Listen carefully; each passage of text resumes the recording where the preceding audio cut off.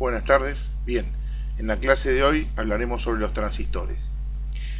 Tenemos dos grandes grupos de transistores, lo que son los transistores BJT y los transistores FET.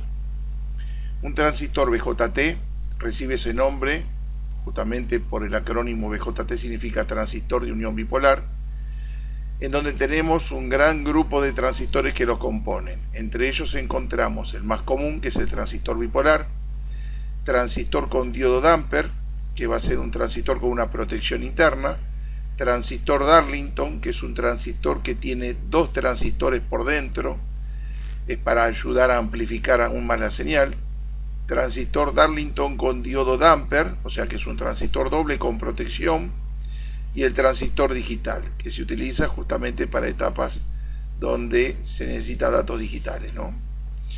Y lo que sería transistor FET, efecto de campo, tenemos lo que es el transistor FET en particular, el MOSFET y el IGBT, que en verdad el IGBT es un conjunto de transistores BJT y FET, es la unión de ambos.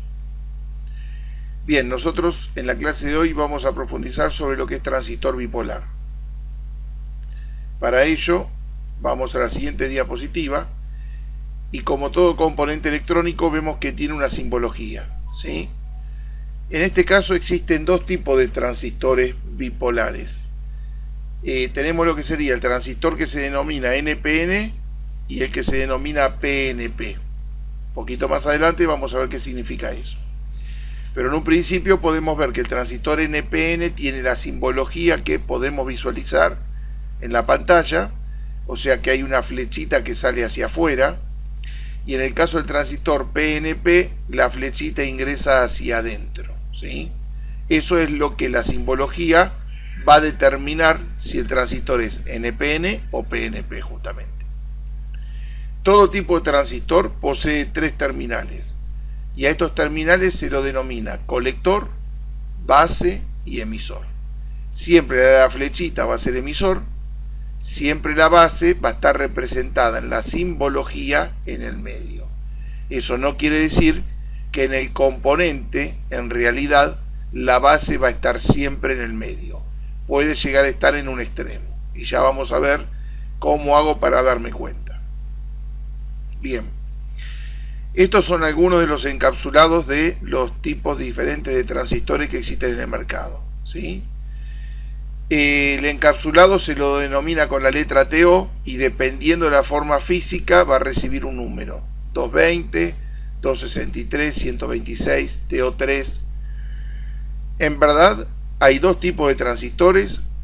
Uno es de germanio, que ya es obsoleto, y el otro es de silicio. Es con el material con el que están compuestos. Hoy en día todos los transistores van a ser todos de silicio. Bien. Con este mismo encapsulado que nosotros podemos verificar acá, no solamente vamos a encontrar componentes que van a ser transistores bipolares, podemos encontrar transistores que no sean bipolares, o sea, como hemos mencionado recientemente, puede ser un diodo con diodo Damper, Darlington, un MOSFET, pueden ser circuitos integrados si tienen este encapsulado, pueden llegar a ser tiristores, triacs, en verdad, toda la cantidad de semiconductores que conocemos pueden tener el mismo encapsulado. Por lo tanto, para saber si es un transistor bipolar, no solamente me puedo guiar con la forma física, sino que además voy a tener que ir a recurrir a la hoja de datos de estos componentes. Para eso, ¿qué vamos a tener que hacer? Bueno, como dijimos, primero el tipo de encapsulado puede aparentar que sea un transistor. Pero con el dato que tiene impreso, ¿sí? En este caso dice BC548, vamos a tener que buscar en alguna página en internet que me indique los datos de este componente. Una página que yo suelo utilizar, www.aldatasheet.com. Pueden utilizar otras, ¿sí? Es indistinto. Hay algunas que son pagas, otras que no. En este caso esta es gratuita. Cuando uno pone en el cuadro de búsqueda el dato de BC548, da Enter lógicamente y me va a entregar información sobre este componente. Y ahí voy a saber recién si estamos hablando de un transistor o si estamos hablando de otro componente. En este caso, si nosotros nos fijamos, la hoja de datos me dio esto. me dice BC546, BC547, BC548, BC549 y BC550. Quiere decir que todo esto es exactamente lo mismo. Es el mismo componente, pero todavía no sé si es un transistor. Si sigo más abajo me habla de NPN, bueno, ya hemos hablado, esto pertenecía a transistores, ¿sí? Pero podría ser todavía un transistor Darlington tal vez, ¿sí? Sin embargo, acá me dice epitaxial, que esto es la forma con que se fabrica el transistor, así que a nosotros mucho no nos incumbe. Silicón, que me está hablando de silicio, del material con que dijimos que estaba compuesto, y transistor. Quiere decir que esto sí es un transistor. Bien, me da otras características, ¿sí? Que más adelante la vamos a estudiar, pero me está diciendo acá en la forma, en esta figura, que la patita 1 pertenece al colector, la patita 2 pertenece a la base y la patita 3 pertenece al emisor, la que era la de la flechita. La 2 me dice base, justo se da la casualidad que en este componente la base está en el medio, de la misma manera que en la simbología. Pero en otros casos se puede dar que la base se encuentre en un costado. Hemos buscado otro componente, ¿sí?, con las mismas características físicas, y lo hemos buscado también en la hoja de datos, 78L05. El resultado que arrojó es esto. Me dice que tiene 3 terminales, maneja una corriente de 0,1 amper y es un regulador de tensión positivo. Por lo tanto, no significa esto que sea un transistor. Tiene que decir la palabra transistor. Por lo tanto, cuando yo vaya a medirlo, ahora le voy a explicar cuáles son los valores que tiene que arrojar un transistor. Si yo me confundo con este componente porque físicamente es igual que el transistor y quiero obtener los datos de mediciones que vamos a explicar en breve, vamos a encontrar como que este transistor supuestamente para mí está malo, porque las mediciones que van a arrojar van a ser otras, van a ser la de un regulador de voltaje, no la de un transistor. Por eso es tan importante que después de identificar la forma física del componente, lo primero que voy a tener que hacer es ir al buscador y que me indique realmente qué tipo de componente es. Una vez que estoy seguro que es un transistor, ahí seguimos para adelante, ¿sí? Bien. Para poder realizar la medición de este componente y para poder saber si está en buenas condiciones o no, se deben realizar 6 mediciones, ¿sí?, de las cuales me van a arrojar varios datos. Me va a arrojar primero si el estado del transistor está bueno o no. Me va a dejar determinar si cuál de los pines de salida es la base, cuál es el colector, cuál es el emisor. Y también me va a decir si este tipo de transistor que estamos midiendo es NPN o PNP. Todos esos datos voy a recabar cuando haga la medición, siempre y cuando el transistor esté en condiciones. Si el transistor está malo, no voy a poder saber cuál es base, colector, emisor, pero lógicamente que ya sabemos que tenemos que cambiarlo, ¿sí? Bien, entre estas 6 mediciones entonces que nosotros vamos a realizar, voy a tener que en 2 de ellas va a medir la juntura del transistor. ¿Qué es la juntura del transistor? En verdad, estoy diciendo que tengo que hacer 6 mediciones. 2 solas me tienen que indicar algo, ¿sí? El resto me tienen que dar infinito. O sea que 4 me tienen que dar totalmente abierto. Esto es un valor típico de lo que sería la juntura de un transistor. En verdad lo que estamos midiendo es la caída de tensión de los diodos internos de un transistor, ¿sí? Por lo tanto, sabemos que el valor de un diodo, la juntura, es de 0,7 aproximadamente, y acá esto es una lectura tomada justamente en la medición de un transistor. Y me está diciendo que es de 629 milivolt, ¿sí?, ya que la juntura de un transistor se lee en milivolt. Bien, entonces, repasamos 6 mediciones. 2 me tienen que dar un valor aproximado a este. Las otras 4 me tienen que marcar infinito el instrumento. ¿Cuáles son los estados del transistor? En buen estado, lógicamente, que es lo que queremos obtener, ¿sí? pero si lo encontramos con algún fallo, lo podemos encontrar en cortocircuito. Por lo tanto, en el instrumento nos estaría marcando 000, ¿sí?, en dos o más de las patitas. Con que me marque continuidad 2 patas, ya el transistor está en corto. Si me mide más continuidad en mayor cantidad de patas, tiene un corto entre los 3 terminales. Ya con que tenga corto en 2 terminales solamente, el transistor no sirve. Abierto, que significa que no me va a medir ni siquiera las 2 mediciones que me tendría que indicar algo, tampoco me va a medir valor. Me va a dar infinito las 6 mediciones, o por lo menos 5. Tal vez una de ellas sí me marca algo, pero las otras 5 restantes no.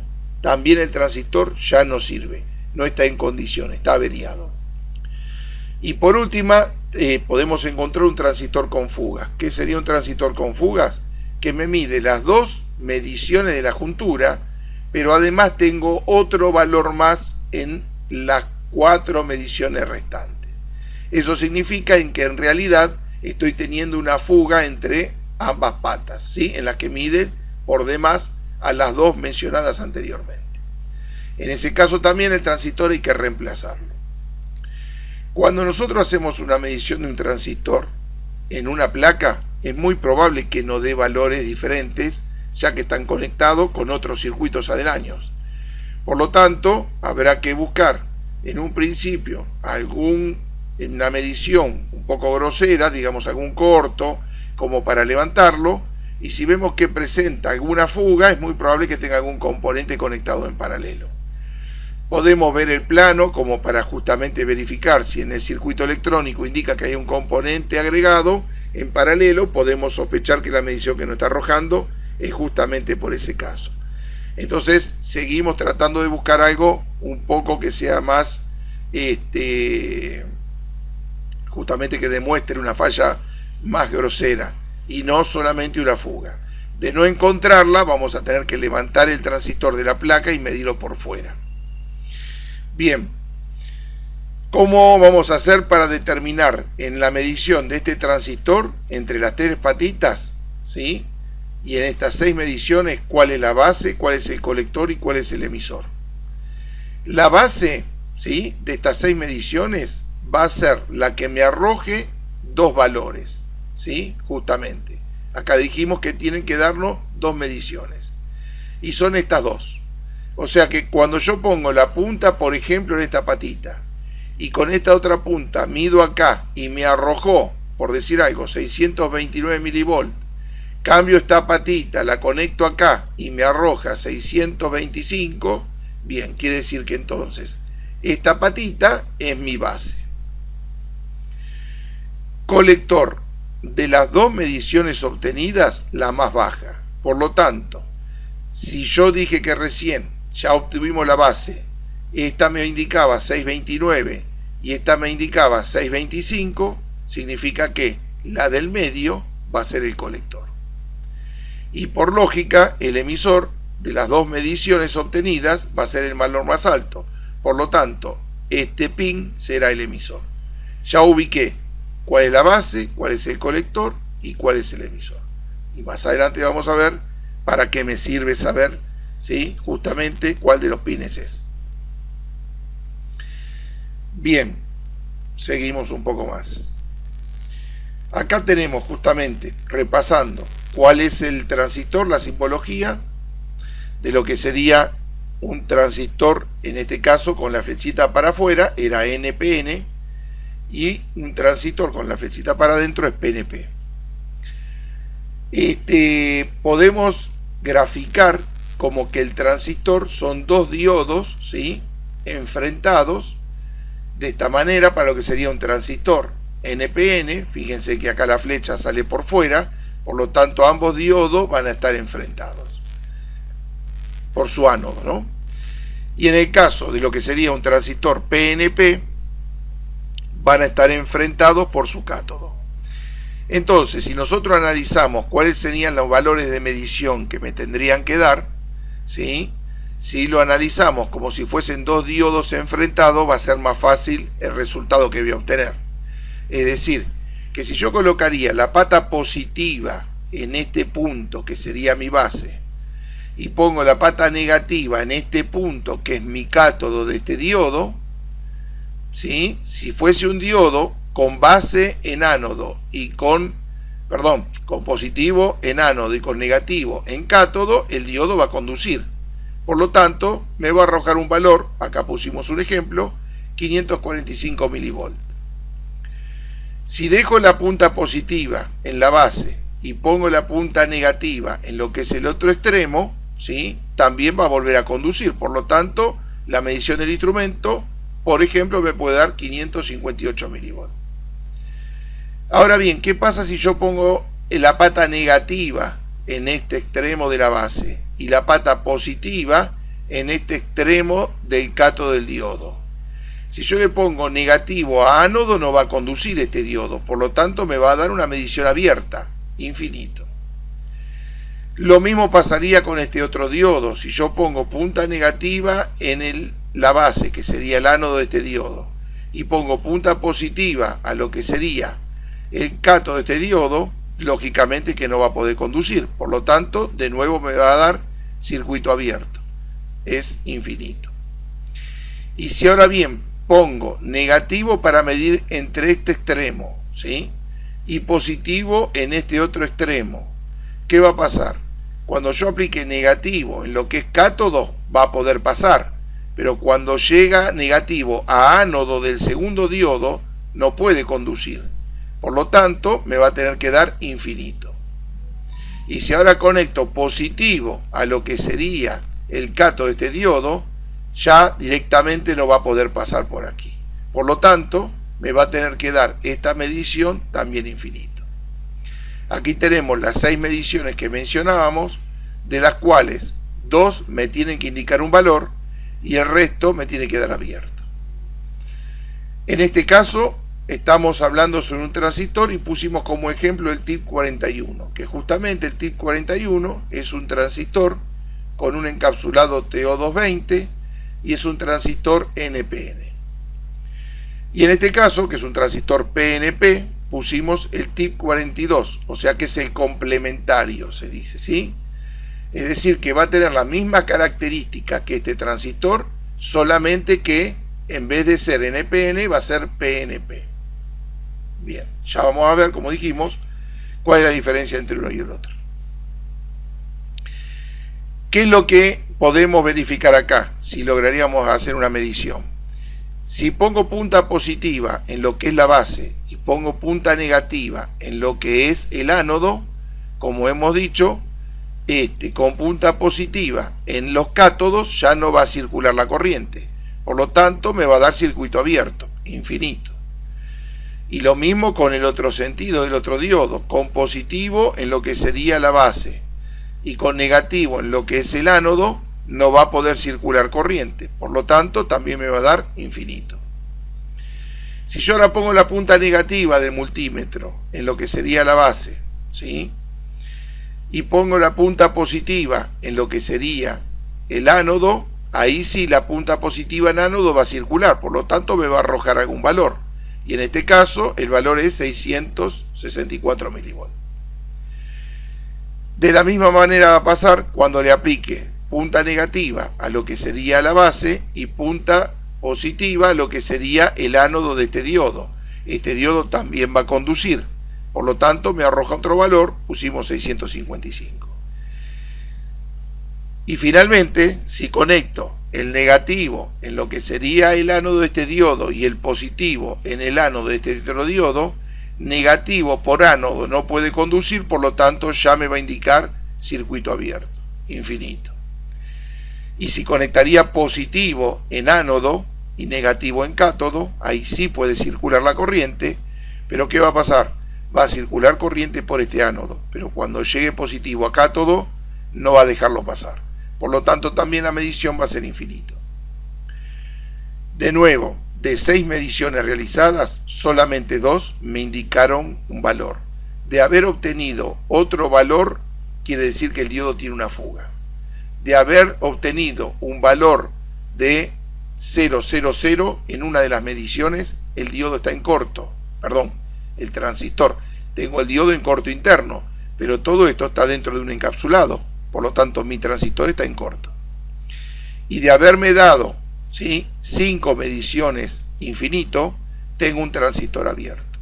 Por lo tanto, en cualquiera de esas condiciones hay que cambiarlo. Y otra cosa más, si ustedes se fijan, en todos los valores yo puse diferentes en la conducción de los diodos, ¿sí? ¿Por qué? Porque tengo que determinar cuál es el colector y cuál es el emisor dependiendo del resultado obtenido. Si yo en este caso me hubiese medido 545 y en este caso me hubiese medido 545, ese transistor está malo, porque no puedo determinar cuál es su colector o cuál es su emisor. Por lo tanto, o cambio de instrumento por las dudas, por si es una falla de instrumento, y si sigue arrojando el mismo valor, ese componente no sirve. Muchas veces hay una diferencia de 1 milivolt, pero es suficiente para determinar cuál es el emisor y cuál es el colector. Es decir, que si acá yo hubiese medido y me hubiese arrojado 545 milivolt y esta me hubiese arrojado 546 milivolt, suficiente para poder determinar cuál es el colector y cuál es el emisor, ¿sí? Ese transistor estaría bueno.